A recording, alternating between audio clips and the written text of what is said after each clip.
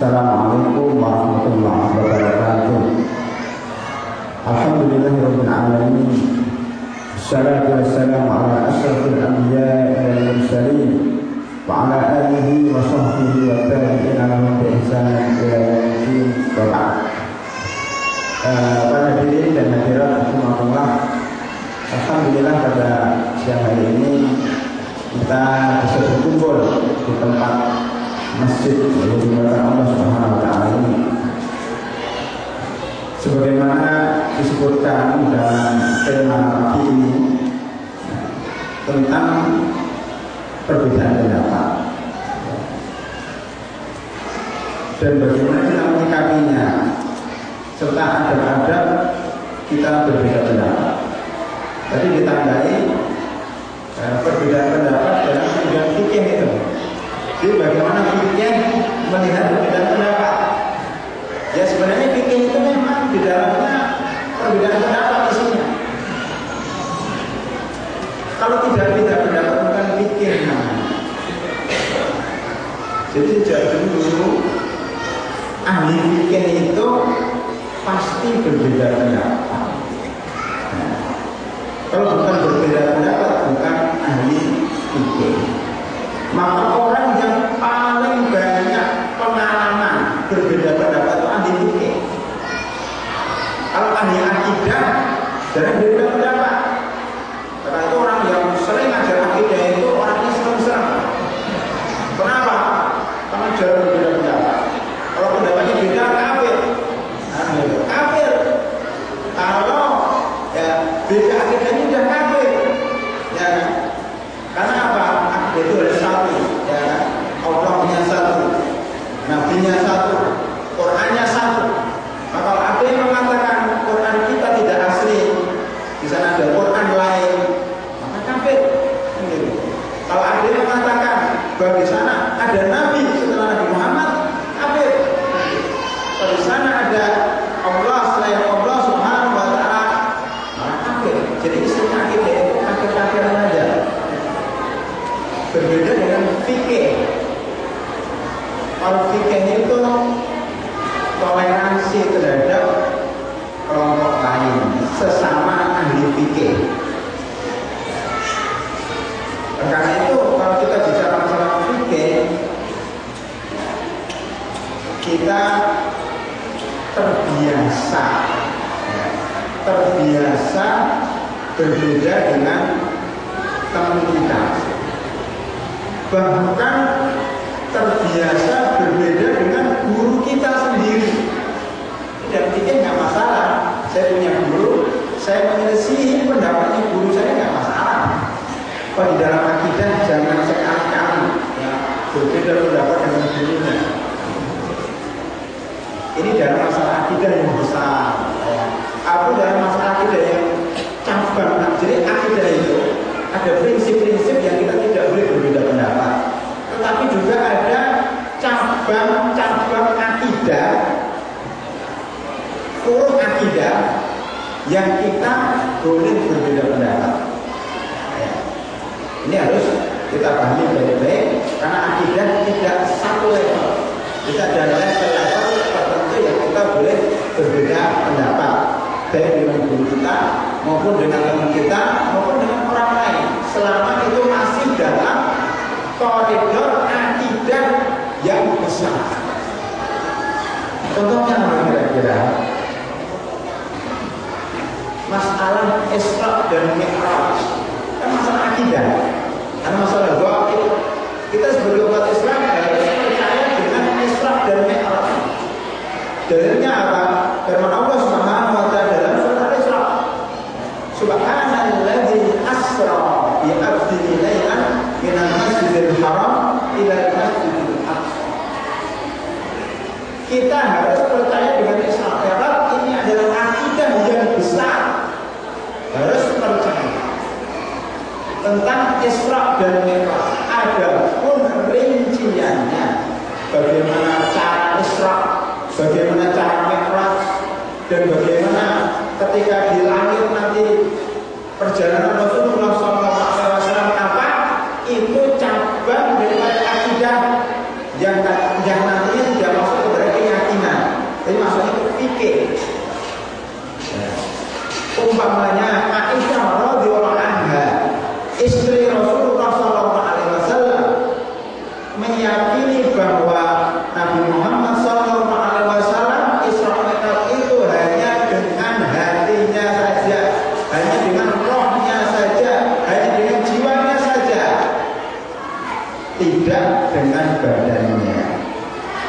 Dia mengatakan, bagaimana Rasulullah SAW pergi ke langit, kok dia itu tidur di samping saya? Kok dia itu tidur di samping saya? Ini masih ada tempat tidurnya, baru saya lihat tidur di sini. Gimana saudara? Pakai badannya masih di tempat tidur, tapi jiwanya sudah melalang buana ke Masjidil Aqsa dan ke Masjidil Aqsa dan ke Sidratul Muntaha. Itu pendapat Aisyah.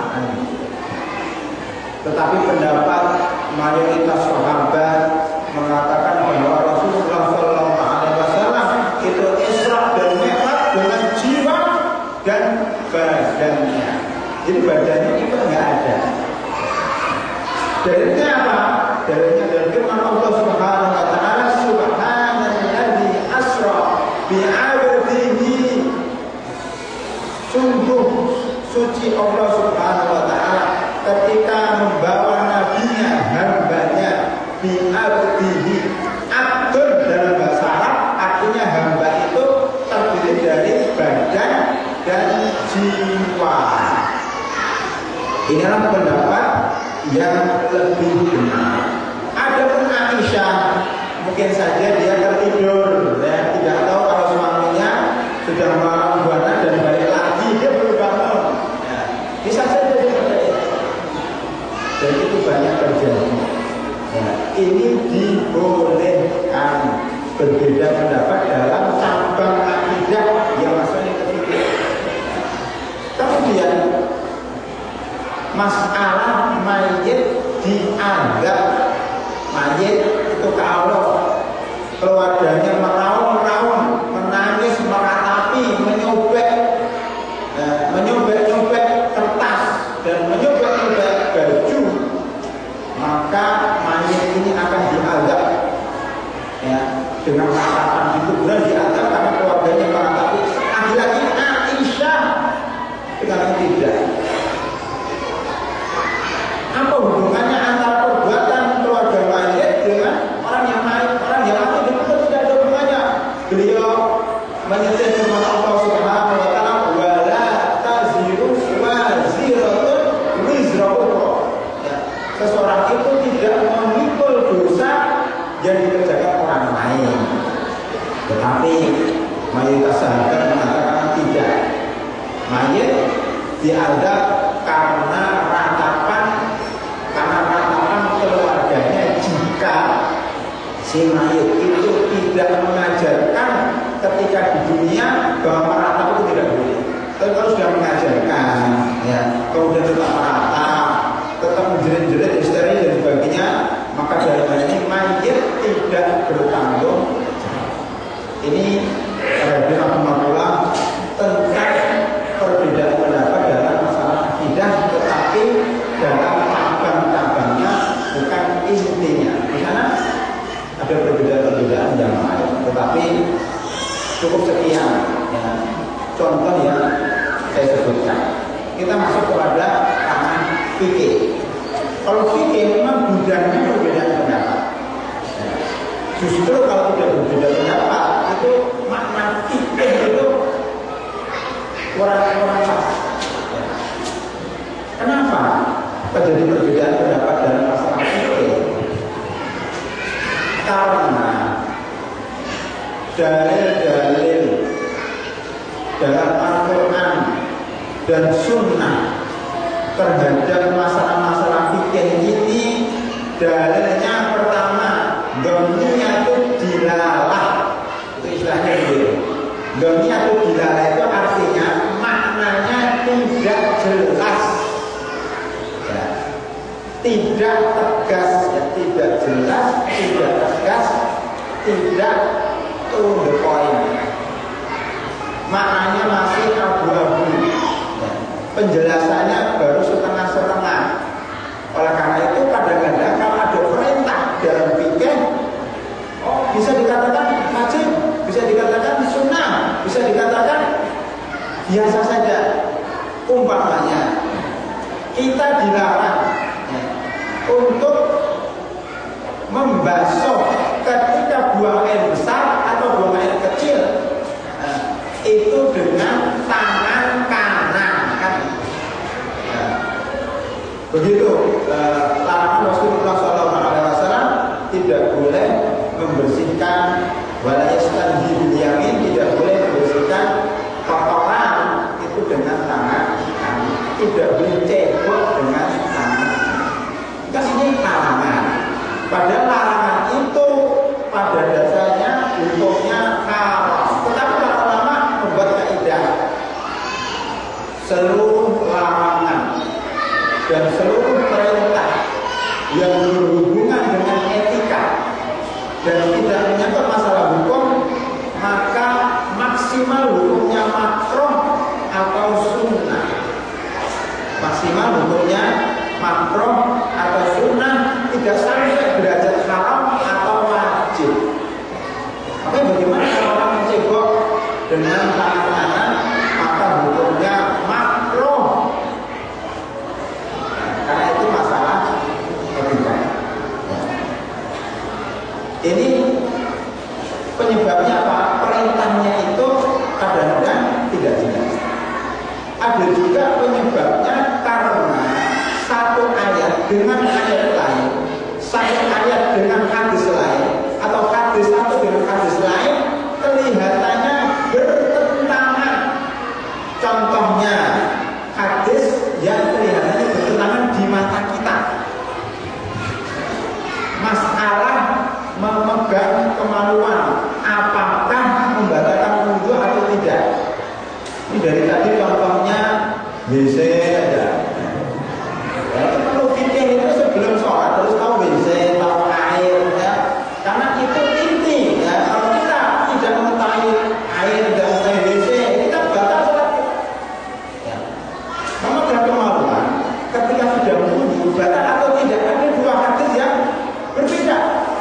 Yang pertama, hadis Sa'd bin Ali, dia menyebutkan bahwasanya seorang laki-laki menyentuh kemaluannya setelah wudhu kemudian datang kepada Rasulullah SAW. Ya Rasulullah, saya menyentuh kemaluan setelah wudhu, batal enggak? Apa jawaban Rasulullah? Tidak. Loh, kenapa Rasulullah?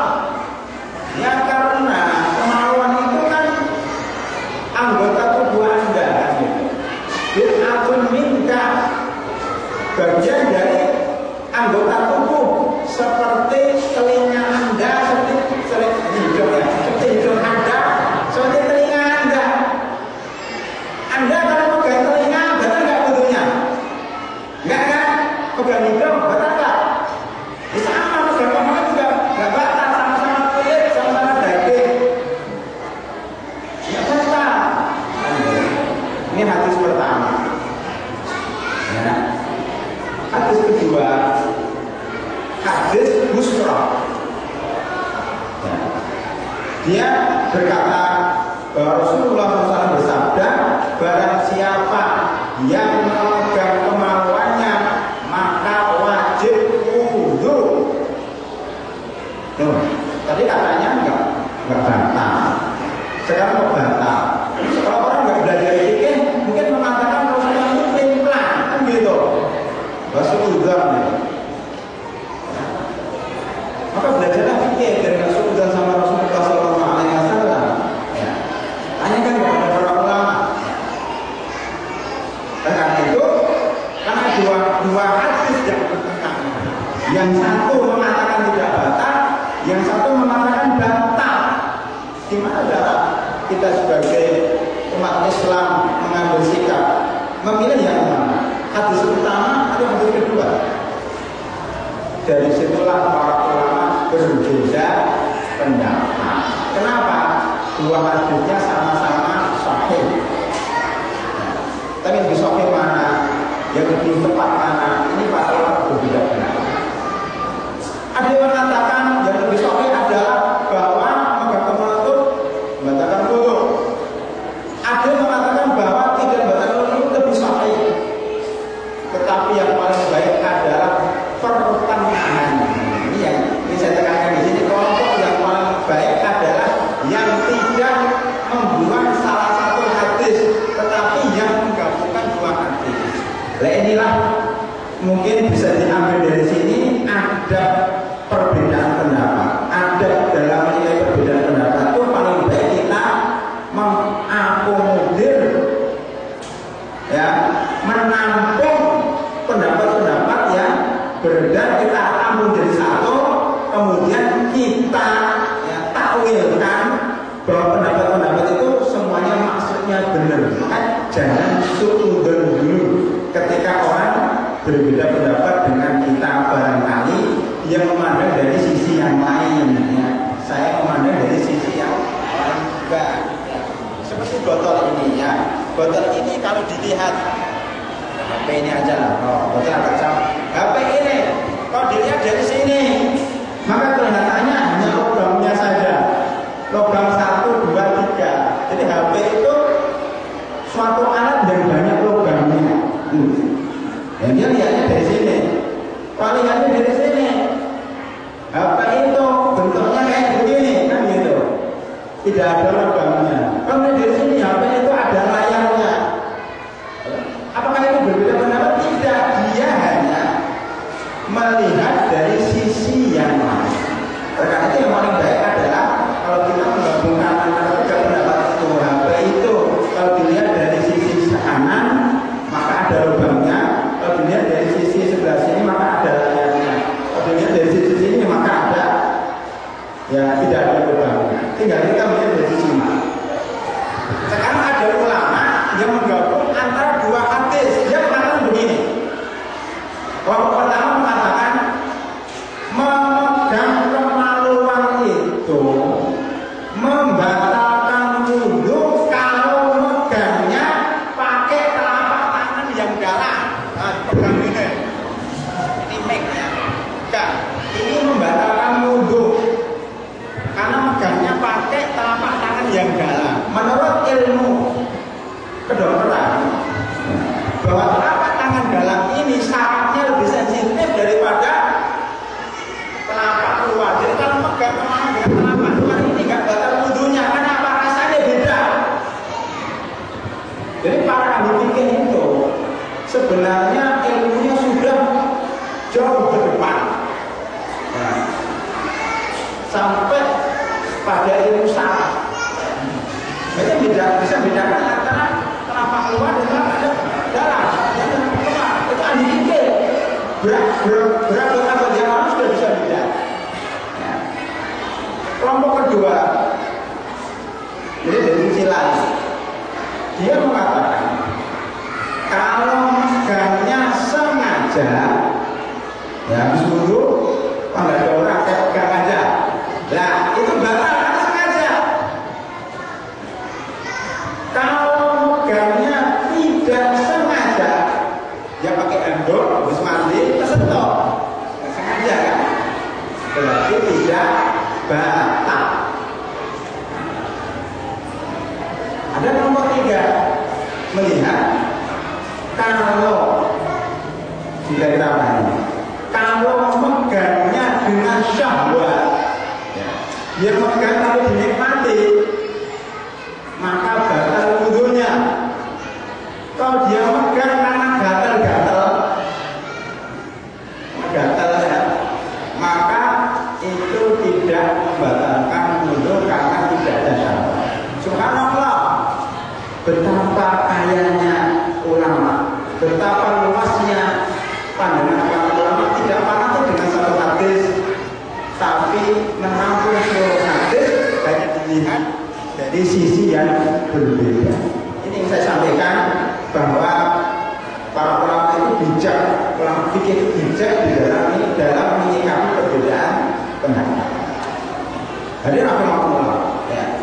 Ini salah satu contoh bahwa orang berbeda pendapat karena hadisnya kelihatannya bertentangan. Orang juga berbeda pendapat karena ayatnya masih bersifat umum. Jadi begini para hadirin, fikih atau usul fikih itu sebenarnya intinya itu memahami kata-kata, kalimat dalam Al-Quran dan Sunnah itu dipahami. Kayak kita ya, ada saya ceramah, Ustaz Roman ceramah, kan ada kata-kata yang keluar. Itu diulas satu-satu. Maknanya apa? Yang saya keluarkan ini maknanya apa? Itu namanya fikih. Nah kalau orang itu kalau bicara satu kalimat itu pemahamannya beda-beda. Kalau suudon, kalau orang itu sudah suudon, kata-kata yang baik pun ditafsirkan jelek. Artinya kata yang jelek, itu ditafsirkan jelek. Jadi yang menyebabkan orang itu pecah, menyebabkan orang itu tidak akur, tidak bersatu karena faktor suudon dulu menafsirkan kata-kata yang sebenarnya bukan maksud dia mengatakan seperti itu, tapi ditafsirkan sendiri oleh pendengarnya. Maka sering ya, umpamanya jika tadi disebutkan perbedaan antara kelompok antara satu ustaz dengan ustaz lain dengan ustaz yang lain juga, itu kemungkinan karena salah paham terhadap apa yang dimaksud oleh ustaz yang bicara. Karena itu paling baik kita tanyakan maksudnya tadi apa sebelum kita menghakimi atau menghukumi perkataan itu. Inilah yang dikembangkan oleh fikih. Contoh yang paling sederhana dan paling mudah di depan kita di dalam surat Al-Maidah tentang ayat wudu. Allah Subhanahu wa taala berfirman, "Ya ayyuhalladzina amanu idza qumtum ilas sholati faghsilu wujuhakum wa aydiyakum ilal marafiq wamsahu bi ru'usikum." Kemudian wa arjulakum ilal ka'bayn. Kalau kita melihat orang fikih melihat ayat ini hanya menyebutkan 5 ya. Pertama menyebutkan tentang kalau kalian ingin sholat maka hendaklah berwudu. Menyebutkan rukun wudu pertama mencuci muka. Kedua mencuci tangan sampai siku-siku. Ketiga mencuci membasuh kepala. Nah, membasuh kepala. Yang keempat mencuci kedua kaki sampai mata kaki. 4 bahkan. Yang satu mungkin niat. Ya. Hanya 4 disebut dalam Al-Quran tentang wudu. Kalau orang suudzon sama Allah Subhanahu wa taala, kan katakan gimana sih Allah ini katanya wudu kok cuma 4 saja. Kan gitu. Kalau orang suudzon itu karena berdasarkan tidak punya ilmu. Ya, makanya benar itu. Kalau tidak kenal tak sayang. Kalau kita tidak tahu ilmunya, maka kita kerjanya akan mencaci maki terus. Tetapi kalau kita tahu ilmunya, kita tidak mencaci maki. Karena itu yang terjadi di masyarakat kita hanya masalah kuno, tengkar, hanya masalah perbedaan menentukan Idul Fitri, tengkar hanya karena katanya masalah manhaj. Itu manhajnya sesuai dengan sunnah, ini tidak sesuai dengan manhaj salafus saleh umpamanya. Yang ini murji'ah, yang ini khawarij, ya, yang ini apalah ya. Itu karena enggak paham pertama tentang ilmu, kedua karena suudzon, ketiga enggak konfirmasi kepada ustaz yang bersangkutan. Dan kemudian menyebar ke murid-muridnya. Murid-muridnya akhirnya menyebar ke yang terjadi fitnah yang berkepanjangan tidak henti-hentinya. Maka caranya apa? Supaya fitnah ini menjadi lebih kecil dan bisa dihapus. Masing-masing dari kita harus belajar, harus banyak membaca. Kayak di sini. Kenapa Allah hanya menyebutkan 4? Para orang menyebutkan itu baru menyebut rukunnya saja. Jadi Al-Quran itu hanya menyebut rukun, tidak menyebut sunnahnya, tidak menyebut kewajiban dan seterusnya. Nah, kita husnudzon. Kalau tahu ilmu, berarti kita akan selalu husnudzon kepada orang lain selama tujuan orang itu baik. Adapun sunnah-sunnahnya itu dalam hadis-hadis yang lain. Subhanallah. Ya, ini baru satu. Kita lihat saya berikan satu contoh saja. Pokoknya masalah basmalah.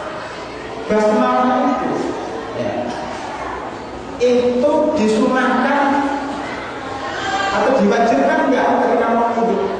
Di sini nggak disebut. Imam Ahmad, ya, dan beberapa ulama pengikutnya mengatakan wajib membaca basmalah karena ada hadis man lam yadkuris maullah fala wudhu alahu. Tidak sah wudhunya kalau tidak mengucapkan basmalah, bismillahirrahmanirrahim. Kenapa orang-orang lain kok nggak ngambil hadis ini? Ternyata setelah diteliti hadisnya ke isnadihi dhafun atau isnadihi dhaif, karena hadisnya dhaif. Makanya mayoritas ulama tidak mengambil hadis ini, tetapi Imam Ahmad yang mengambil hadis ini. Maka dia mewajibkan membaca basmalah sebelum berwudu. Sedangkan ulama lain walaupun hadisnya dhaif, dia menghormati pendapatnya Imam Ahmad, makanya tidak dibuang hadis itu, tapi dipakai, cuman belajarnya sunnah saja ketika mau berwudu membaca basmalah. Subhanallah. Ngomong saya ingat, ya, terdetik di dalam diri saya ada namanya qaidah al-khuruju minal khilaf. Ya, itu kaidah yang artinya keluar dari perbedaan pendapat itu jauh lebih baik daripada kalau kita berbeda pendapat. Kaidah ini disebut oleh mazhab Imam Malik, ya. Makanya seperti itu seringkali kalau beliau berpendapat kemudian diselisih oleh orang lain, maka daripada tengkar mendingan kita ngalah. Ngalah bukan berarti ikut pendapat dia, ngalah supaya tidak ada perbedaan pendapat. Makanya begini, contoh perbedaan pendapat masalah anjing. Anjing itu najis ini atau tidak? Imam Malik mengatakan yang najis di anjing itu hanya air liurnya saja. Darinya, makanya kalau ada botol nasi cukup, seandainya botolnya dibuka, anjing nggak bisa buka botol. Saya buka botolnya. Minum langsung ya, gitu. Gelasnya. Kalau ini, ya. Banyak kalau ada gelasnya saya berikan contoh. Jadi kalau ada anjing menjilat, ini kan kalau susah dijilat ini ya, menjilat bejana yang ada airnya, maka wajib dibuang airnya dan dicuci 7 kali, salah satunya dengan tangan. Tangan itu tidak bisa diganti dengan sabun merek apapun juga, semahal apapun juga. Karena ternyata kalau kita lihat tanah itu mengandung zat-zat yang bisa membunuh bakteri yang ada dalam anjing itu, yang tidak bisa dibunuh oleh sabun atau obat-obat yang lain. Nah, makanya ketika Insinyur Soekarno, ya, bersikukuh bahwa ini bisa diganti dengan sabun, Kiai Ahmad Hasan pendiri kasus itu mengatakan tidak bisa dengan tanah. Nah, ini karena tanah ini memiliki khasiat yang tidak dimiliki oleh sabun. Selesai. Sekarang bagaimana kalau anjing itu menjilat kursi, menjilat apa namanya ini, kaki meja, atau menjilat celana kita, atau menjilat barang-barangnya, dicuci 7 kali atau tidak? Para ulama berbeda pendapat. Ya. Untuk urus minal khilaf berbeda pendapat. Ya. Tetapi supaya kita itu tidak terkena, ya, tidak terkena perbedaan pendapat orang lain, maka sebaiknya kita cuci 7 kali dicampur dengan tanah, walaupun menjilat kaki kursi, kaki meja, supaya kita tidak terkena orang yang mewajibkan. Jadi kalau kita sudah mencuci selesai, tidak ada yang berbeda pendapat. Tapi kalau kita tidak mencuci 7 kali,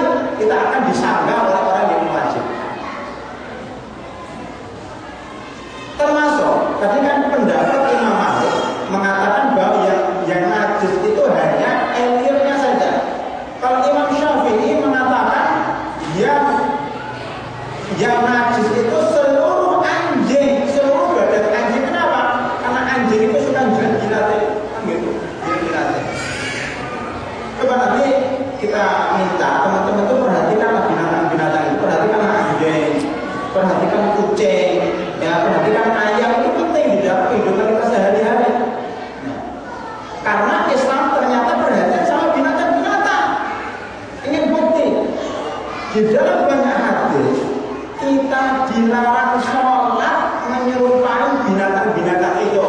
Jangan duduk seperti duduknya anjing. Nah, satu. Ya kan? Jangan sujud seperti duduknya unta. Nah, nggak boleh. Ini sama unta. Apalagi? Pokoknya banyak lah, itu dua dulu. Ya.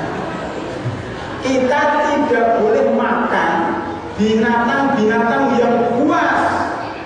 Kemarin dia nanya, hukum makan buaya itu apa? Buaya itu halal atau haram? Kan gitu. Saya katakan haram. Mana dalilnya? Saya jawab, karena buaya itu binatang buas, ya, suka makan ayam, makan binatang-binatang yang lain, karena makan manusia, binatang buas. Dan kita pun kalau ingin menunjuk orang itu orang yang jahat, dia mengatakan kamu buaya, kan gitu. Kamu kayak buaya, berarti buaya itu sudah dihukumi binatang yang jelek. Kamu seperti buaya, kamu seperti anjing, kamu seperti babi, kan gitu. Ilmu perbinatangan. Oleh karena itu, saya katakan haram karena buaya itu sudah dihukumi dengan binatang yang jelek, ganas, tidak memiliki kemanusiaan, rakus, kan begitu. Buaya itu gitu, buaya. Kalau kita makan buaya, maka sifatnya akan masuk ke dalam diri kita. Itu diteliti, ya, bahwa daging binatang itu berpengaruh pada sifat manusia. Sudah dilakukan penelitian-penelitian yang panjang. Islam sudah lama, sejak pada sahabat yang lalu mengharamkan seluruh binatang-binatang buas. Maka tidak boleh makan buaya, tidak boleh makan singa. Agar kita tidak seperti singa, tidak boleh makan harimau, tidak boleh makan ular, tidak boleh makan babi. Ya, itu supaya kita tidak seperti itu. Ya, kalau orang makan babi sifatnya kayak babi, orang yang makan anjing sifatnya kayak anjing. Begitu. Orang yang suka makan ayam kayak ayam. Orang yang makan kambing kayak kambing. Karena itu kenapa kita diperintahkan untuk sering menyembelih kambing, kan? Anaknya lahir menyembelih kambing, kan gitu.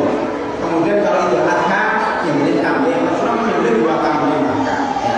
Ketika haji, apalagi menyembelih kambing, pokoknya kambing karena kalau menurut ilmu perbinatangan bahwa kambing itu punya sifat lembut, dan gitu, toleransi, lunak, mudah diatur, tidak menyelam. Itu kambing, dan dagingnya empuk. Karena itu hadir makhluk-makhluk, semua rasul, hampir semua rasul itu waktu kecilnya pernah mengembala kambing. Supaya apa? Sifat kambing dengan sifat manusia itu menyatu jadi satu. Nah, itu ilmu perkambingan. Karena itu kambing banyak dimakan oleh manusia. Ya. Daging kambing itu jauh lebih baik dibanding dengan daging sapi. Ya. Itu kalau mengikuti fikih, kan gitu. Sapi boleh, tapi masih di bawah level kaki. Karena Rasulullah SAW itu menyembelih korbannya dengan 2 kambing. Nah, itu bukti. Karena itu makanan di surga itu salah satunya adalah walahmi tairin mimma yashtahun, daging burung. Nah, ada burung merpati, ada burung puyuh. Maka daging yang paling empuk, ya, renyah itu daging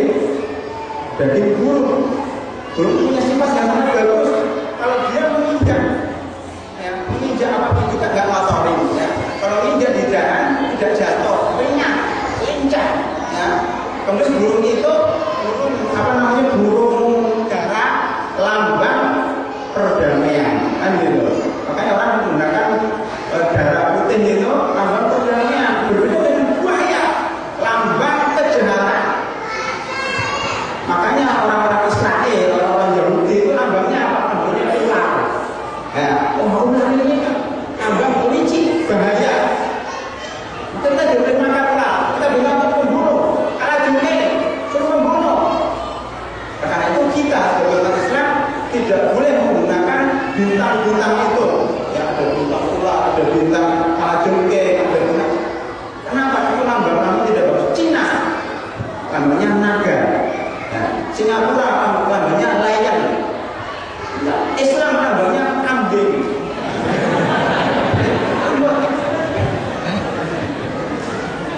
Nah itu jadi kalau kita masuk ke dalam itu luar biasa makna falsafah ajaran Islam itu luar biasa masuk sampai ranah-ranah yang paling dalam. Jadi tadi bicara masalah apa tadi? Masalah anjing ya, masalah kambing sama anjingnya. Ya begitu. Saya ulangi lagi bahwa kucing kambing atau kucing anjing ini, sebenarnya kucing itu kalau kita lihat kalau habis makan tikus itu nanti kan dia akan makan tanah itu sebagai antiseptik ya supaya racun-racun dari itu akan hancur dengan tanah itu. Termasuk kerbau-kerbau itu, sini banyak kerbaunya ya. Itu kalau mencuci dirinya nggak pakai air, itu pakai tanah lumpur dan tanah itu mengandung banyak obat dulu bakteri yang selama ini menghinggapi badannya sapi dan kerbau. Nah ini masalah perbinatangan.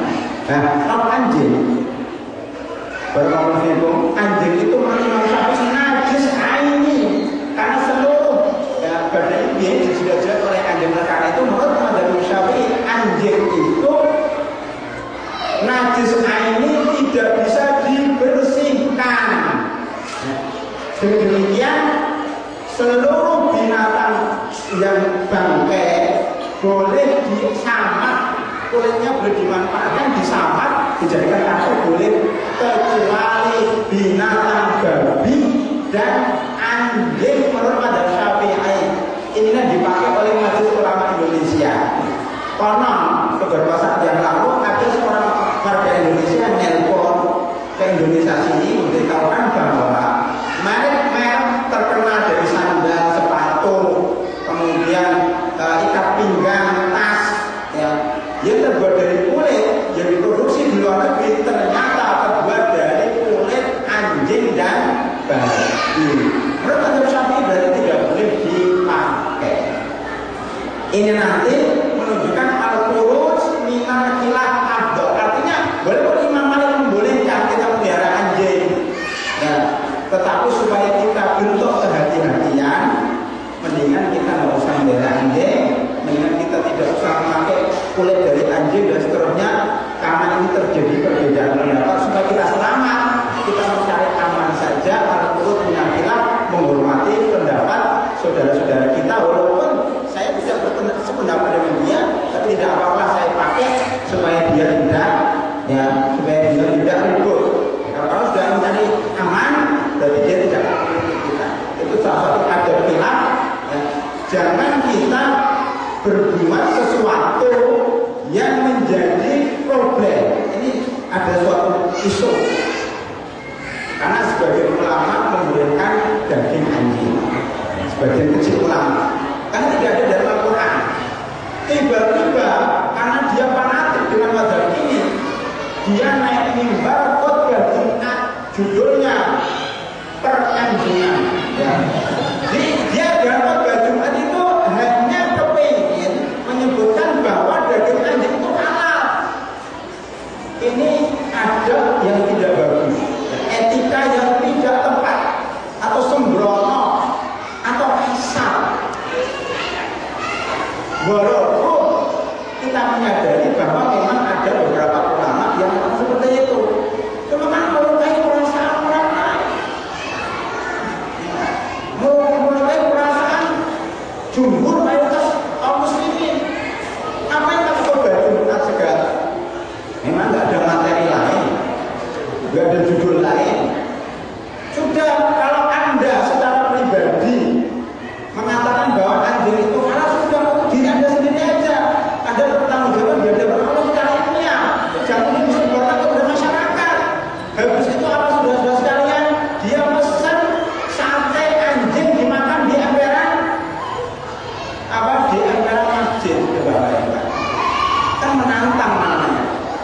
Kilaf ya kilaf, tapi kemudian jangan terus kayak begitu kan. Nah itu termasuk adab. Walaupun kita berbeda dengan orang lain, taruhlah ya, kemudian kita punya pendapat yang berbeda dengan pendapat, kemudian jangan kemudian sengaja kita provokatif sama orang lain itu panas, jangan. Sama, makanya kalau kita bertemu dengan orang yang berbeda dengan kita, jangan menampakkan kebencian kita sama orang itu. Kayak terjadi kemarin ini kasus yang umum yang saya sebarkan di sini tidak apa-apa karena kasus ini sudah umum. Ya. Seorang pimpinan ormas dia tidak suka kepada ormas yang lain. Ya. Itu ketika dikunjungi oleh salah satu kedutaan besar, ya, yang dia tidak sukai negara itu, dikunjungi untuk minta pamitan karena masa tugasnya selesai, mau balik ke negaranya. Apa kata dia? Enggak mau saya terima. Subhanallah. Ini pimpinan orang itu dimarahi oleh ya teman-temannya, dimarahi oleh majelis suronya, oleh senior-seniornya. Ini enggak berada. Pimpinan orang itu enggak berada. Kenapa? Seandainya berbeda pendapat jangan dinamakan kayak begitu. Ini kan diplomasi. Sudahlah kalau nggak senang tuh taruh di hati. Silahkan datang begitu. Kita hormati anak dia tahu. Kalau dia datang untuk izin, untuk pamitan sebagai ormas besar, dia minta pamit sama sebagai kedutaan besar, dia minta pamit kepada ormas itu. Tapi ketuanya malah tidak mau hanya karena perbedaan dan beberapa hal. Subhanallah, ini orang tidak berada, tidak beretika. Tapi waktu ormas yang lain tidak seperti itu, walaupun berbeda. Kalau dia bertamu, ya itu beda. Kalau kita ketemu sama teman yang tidak sepikrah dengan kita, yang berbeda dengan kita, kita jangan ngomong sesuatu yang dia benci. Artinya bicara hal-hal yang kita tidak berbeda pendapat, yang berbeda jangan dibicarakan kecuali dalam forum-forum yang memang patut untuk dibicarakan. Makanya ada yang bertanya, kita sampaikan, tapi jangan terlalu kemudian mendetek sekedarnya. Karena itu dari zaman yang nama-nama ada seperti itu. Supaya jamaah yang lain kena, itu tidak bagus. Saya sering kali dipancingnya gitu. Ketika ngisi pengajian dalam komunitas yang berbeda, dari jamaah-jamaah yang berbeda, dari ormas-ormas yang berbeda, itu serba salah. Itu saya nyampaikan begini akan menyakiti ini, kalau saya nyampaikan begini akan menyakiti kurang. Makanya saya nyampaikan umum-umum saja, apa adanya, gitu. Orang itu kan kalau selalu belajar kan mendengar sendiri, orang bisa bicara tanpa harus sebut kesalahan. Tiba-tiba ada orang anak muda sama Ustaz, hukum ini apa? Ustaz, hukum ini apa? Subhanallah, memancing saya supaya saya menerangkan sesuatu yang diterangkan oleh sebagian jamaah. Enggak bagus seperti itu. Ya, itu dalam forum sendiri. Jadi untuk merubah orang yang berbeda pendapat dengan kita itu tidak langsung terus itu enggak, tapi pelan-pelan. Dalam istilah bahasa Jawa ini, bahasa Jawa saya bukan ahli Jawa, tapi kalau saya menggunakan Jawa dalam bahasa Indonesia bisa mengalahkan, tapi dia tidak merasa. Gimana caranya? Kita bisa menundukkan dia, tapi dia tidak merasa dia kalah. Seperti kalau sepak bola, supaya dia tidak terlalu sedih, sudah diberaukan aja, disamakan aja, tidak terlalu sedih. Tetapi sebenarnya dia kalah karena poin golnya itu kalah, dia jadi 2-2. Itu mengalahkan dia dengan cara lembut. Itu kan jalan kayak gitu. Ya, artinya jangan langsung buruk, pelan-pelan. Jangan dia disakiti hatinya. Itu biasanya lebih bisa diterima ya, dibanding kalau dipojokkan di depan umat. Jadi kita tadi bicara masalah guru. Jadi tadi ada kalimat wamsahu biruusikum. Ini saya ingin menyampaikan bahwa ulama itu berbeda pendapat karena ada lafaz yang tidak jelas. Kata-kata itu mengandung banyak penafsiran. Dan usaplah kepala Anda. Usap itu bagaimana? Nah, ini pro dan kontra.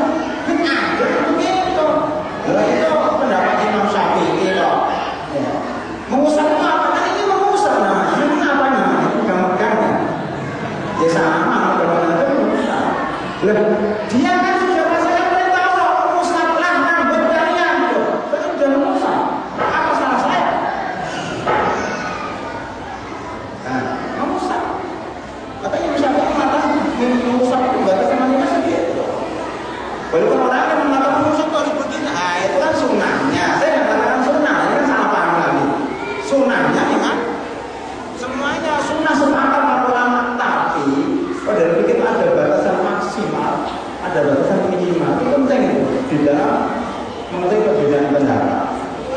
Batasan maksimal itu ideal, batasan minimal itu memenuhi syarat. Yang penting memenuhi syarat. Ya tidak apa-apa, iman orang itu kan beda-beda. Imannya memang segitu berusaha saja imannya itu tidak masalah. Yang penting sah. Gitu. Nanti orang itu begitu pengajian lagi bahwa kalau merusak seluruhnya jauh lebih baik, walaupun begini sah. Gitu. Nah ini apa namanya kita harus paham. Kenapa para ulama berbeda? Karena kata-katanya mengandung perbedaan penafsiran. Dan sudah selesai. Dan ini terakhir. Nggak usah mengambil, sudah selesai. Jadi rahimahullah. Ini contoh kelas bagaimana ahli fikih, bagaimana orang yang belajar fikih itu toleransi terhadap perbedaan pendapat. Karena memang teks-teks Al-Quran dan Sunnah itu memang beragam penafsiran. Hadis-hadis ada yang mandang itu sahih, ada yang mandang itu sunnah. Toleransi, kenapa kita harus bersyukur dengan pendapat kita? Ada orang dia tuh ingin menyatakan fikih ini jadi satu madhab. Madhabnya rujuk ila Quran wa sunnah, kan begitu. Mustahil. Itu hanya angan-angan saya. Sampai hari kiamat fikih itu nggak bisa disatukan. Sholat itu nggak bisa diseragamkan, wudhu itu nggak bisa diseragamkan, haji itu nggak bisa diseragamkan. Beda-beda, itulah indahnya Islam. Ya, maka sholat ada yang sujudnya pakai tangan dulu, nggak apa-apa. Ada yang sujudnya pakai lutut dulu, nggak apa-apa. Ada yang duduknya iftirah, ada yang duduknya tawarruk, silakan. Ya, ada yang begini-begini, ada yang begini, ada yang begini-begini, ada yang begini, silakan. Ya penting. Satu kita begini ya begitu, begini yang belum, begini belum maksudnya apa? Enggak belum. Tapi kalau begini silakan, nggak gini aja boleh. Nanti kita ribut, kan begitu. Ya. Terakhir saya tutup dengan perkataan dua ulama. Pertama Umar bin Abdul Aziz, seorang khalifah yang terkenal, mengatakan saya tidak suka